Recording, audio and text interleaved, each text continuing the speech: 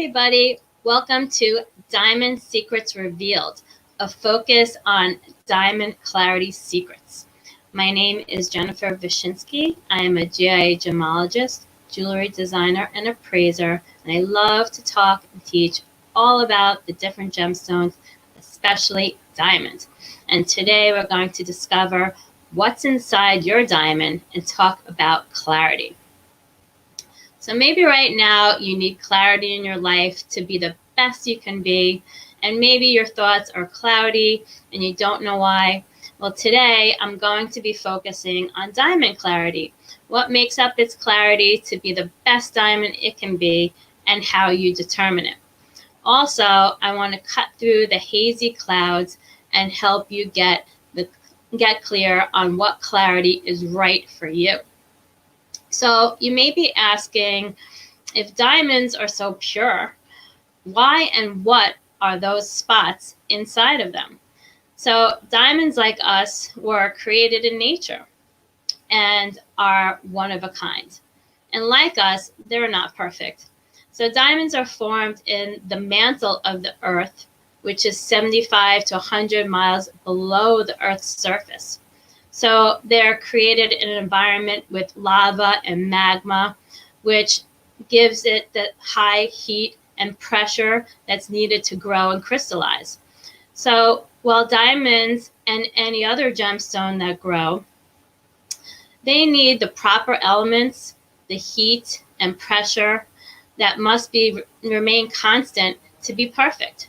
So if a new trace element is introduced into this ideal environment, they can attach to the crystal structures and change their color.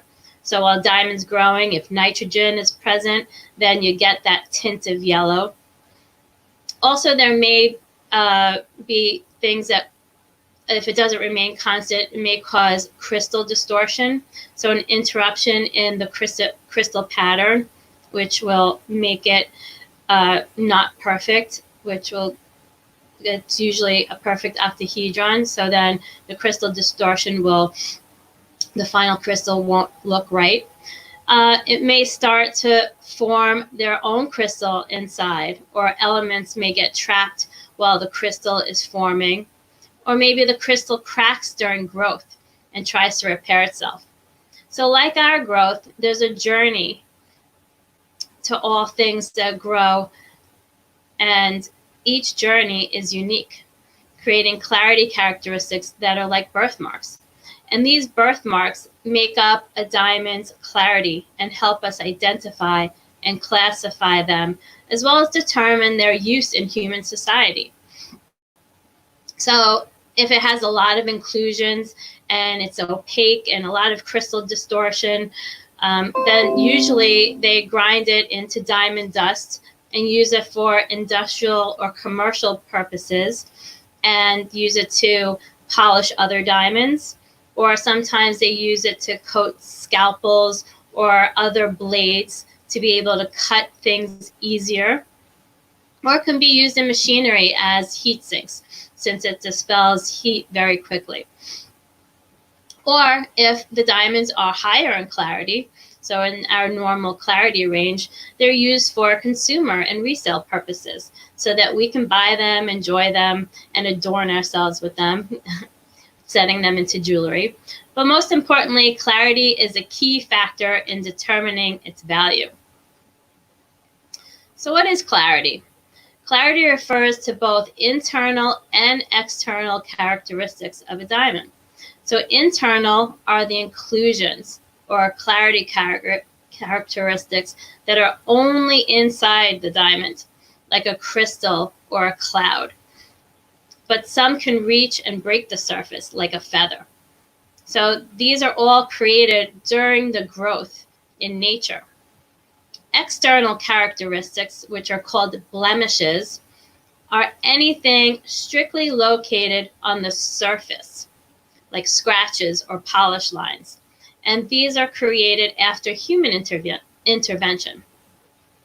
So diamond clarity refers to the absence of these inclusions and blemishes. Diamonds without these birthmarks are rare, and of course, rarity affects value. So since diamonds are so valuable, there needed to be a universal system in which everyone can understand. So like the color scale that I taught you last time, GIA's clarity grading system developed because jewelers were using terms that were easily misinterpreted, such as loupe clean, which means that you can't see anything with your naked eye when you look at it, or PK, which means it's very highly included, has a lot of inclusions. So today, since diamonds are bought and traded all over the globe, there needed to be a universal standard understood by all, no matter what language you spoke. So therefore, the highly respected GIA International Diamond Grading System was created.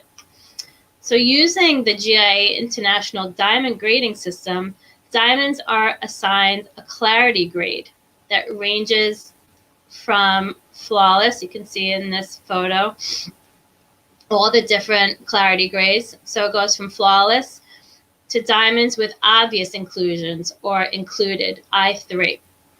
And like color, each grade has a range and must be graded by more than one educated gemologist before the grade is final.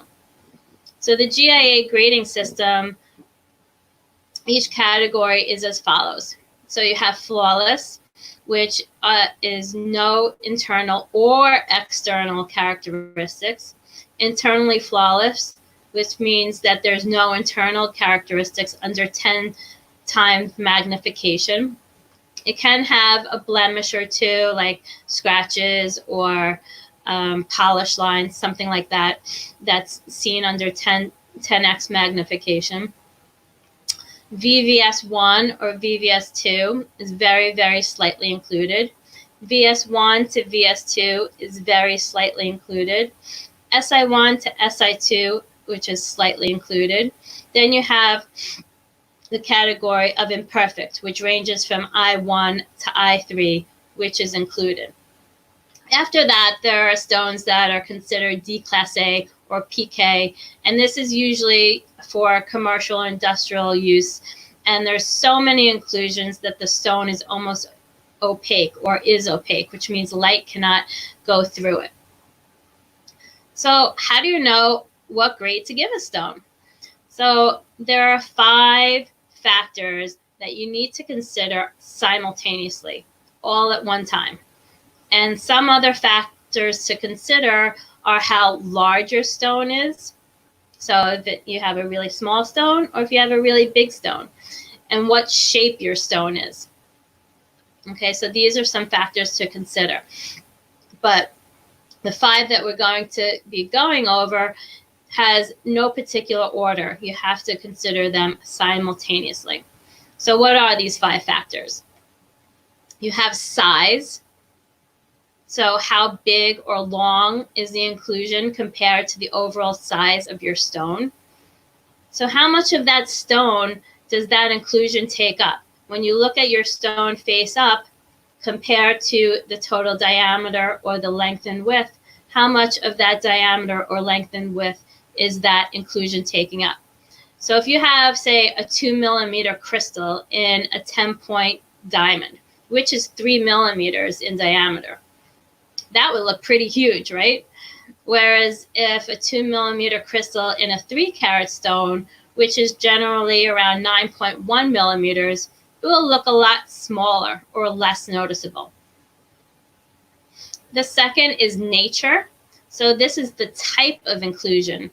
A crystal that is solid is easier seen than a group of pinpoints. That's called a cloud. When you have a lot of little pinpoints and they're grouped together, you call that a cloud. But it's not one big mass like a crystal is.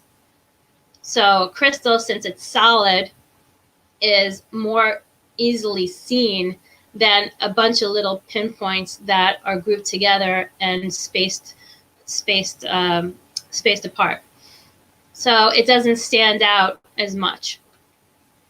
The third is number, how many inclusions there are. So you really don't sit and count them, but you get the overall look. So there can be 100 little pinpoints making up that small cloud, which would be a minor inclusion, compared to one big crystal which could be more noticeable. Or there can be many inclusions throughout the stone, making it less transparent, and they would be more obvious. So it's an overall look, not an actual number. So fourth is position. So this is where the inclusion is located. This is more important than people think, because you can have one small inclusion close to the culate, which is the point of your stone, and because of optics, it will reflect throughout the entire stone. I have a picture of what that looks like. So if you have this inclusion at the bottom of your stone, because of the optics, it will make eight of the same inclusion reflecting all around your stone. So even though you have one, it looks like you have many. But you need to remember that no two inclusions will look alike. So if you see the same inclusion, it's a reflection. And always look at your stone in profile or the side view to check what's really going on. You want to rock and tilt it, you want to move it, because if the reflection disappears, then it's not really there. Okay, so diamonds are not magic. So you move it and it disappears and then reappears. That means it's a reflection.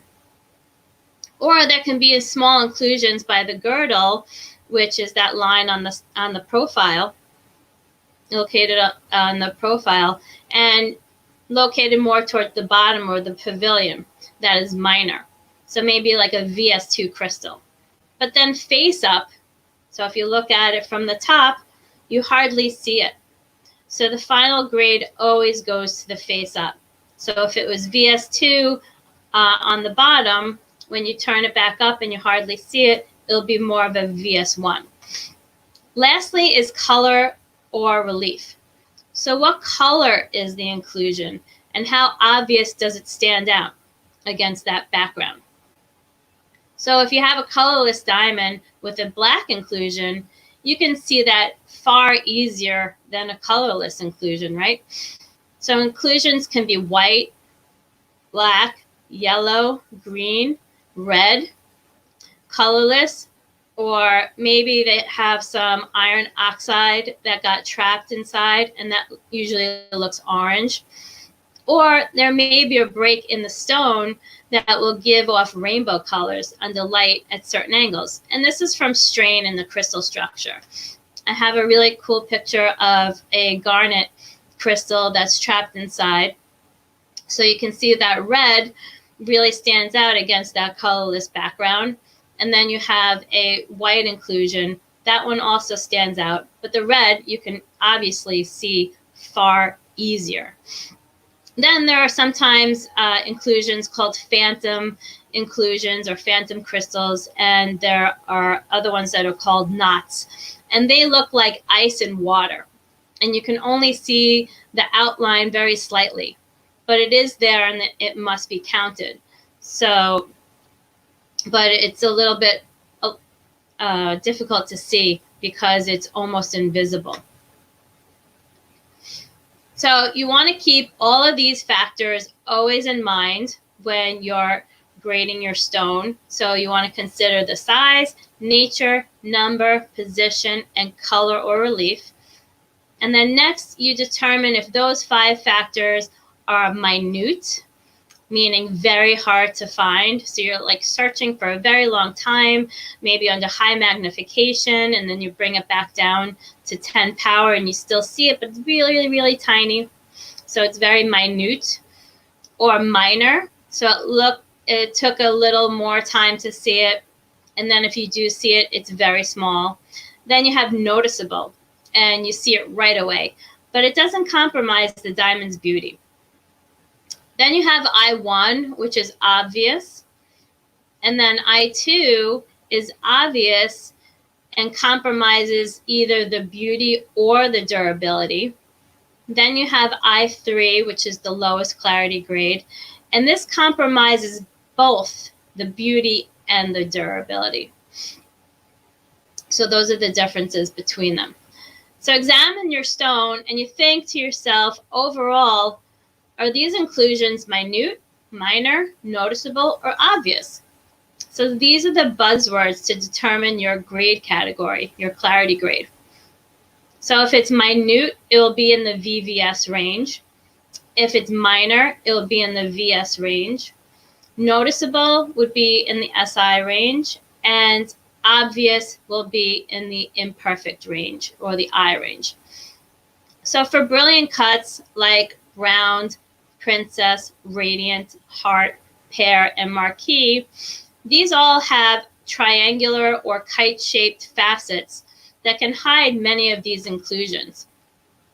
So here's a pear-shaped diamond with a small little inclusion in the center, and it may be a lot more difficult to see because of those brilliant facets compared to, say, this emerald cut, where it has that long feather, and you can easily see it because emerald and Asher cuts are step cuts, so the inclusions are easier to see, and you need to take that into consideration. So what makes up the final grade?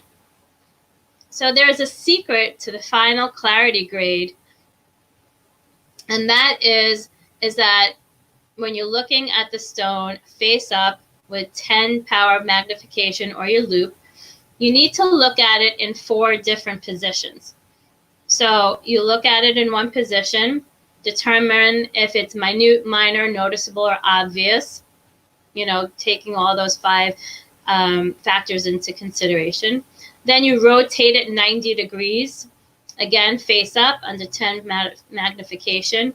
You give it a clarity grade, and you do this 4 times. So if, for example, it's noticeable in 3 positions, but obvious in 1, it'll be an SI2, so majority rules. So you have it in SI2 in 3 positions, but in 1 position it was an I1, so it will get the better grade. Because you have to remember, it is formed in nature, and we don't want to be mean to our diamonds.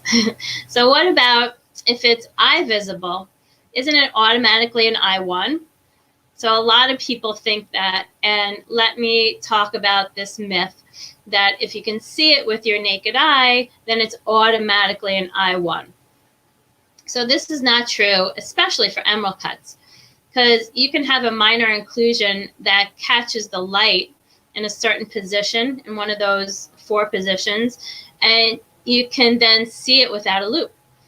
But the grade can be a VS2. It can be a very minor little inclusion. It just happens to catch the light and will sparkle a little bit, so you can see it with your unaided eye. But in actuality, the grade would be a VS2. Or reversely, you can have a long inclusion that's hidden by the facets, and that is an I1 under magnification. But since it's going along, say, facet junctions, you can't see it with your naked eye, so it's hidden by the optics of and the faceting of that stone. So how do you choose the right clarity for you? So if you're a collector or you have a large budget, then you can go for the most rare and the most expensive per carat, which is flawless or internally flawless. But with these stones, you really need to be very careful, because diamonds can chip or break. And once you chip that flawless stone, like Elizabeth Taylor did with the famous Burton Taylor diamond, it will lower the clarity and the value. And how much you chip that stone depends on how low that clarity grade will be and how much the value you'll lose. So, it's a difference of thousands of dollars per carat.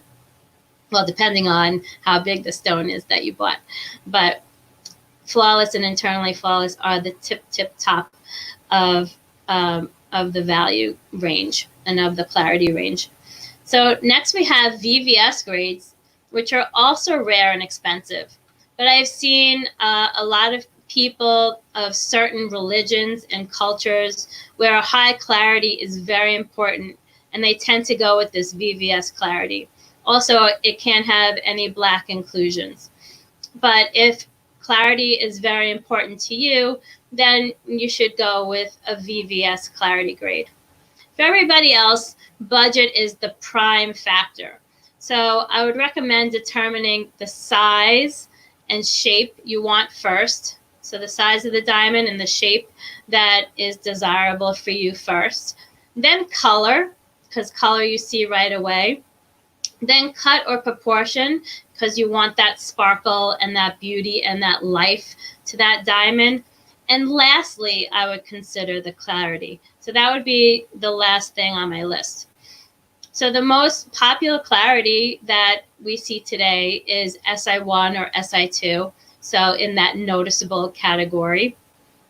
And as I said earlier, each clarity is a range. So you can have a borderline stone, what's considered a borderline stone. So there are ones that are considered a high SI1 or, any other grade, but just for an example, a high SI1, but it can look like a VS2. But in the lab, they chose to give it that SI1. So you're paying for that lower clarity grade, but you're really getting a better clarity looking stone. So always ask for a few to choose from in your price range and choose the best in overall beauty. Because you want to remember, no one walks around with a loupe or a microscope examining your stone, right? So it's everything you see with your naked eye. Also, if you get a stone that has the main inclusion toward the edge of the stone, you can always cover it with a prong. So that's a little trick to make it look like a better clarity than it actually is. But never, ever, ever, ever do you want to just buy a stone from the certificate alone without seeing it. So if it has a GIA certificate and has the plot of the inclusions on it, you really need to see it in person. Because remember what I said, you can have one inclusion by the culet or by the point of that diamond, and it would be like a house of mirrors and it will reflect everywhere. So it would look worse than what the plot showed, right? So you can say, oh, this only has one little inclusion, but it's actually reflecting everywhere and can look a lot worse. So your final choice should be the stone that looks the most beautiful to your eyes, because it is a unique, beautiful gemstone that is created by Mother Earth. And just like you, it is valuable, but you want it to be something that you treasure, and that when you look at it, it really makes you happy and makes you shine.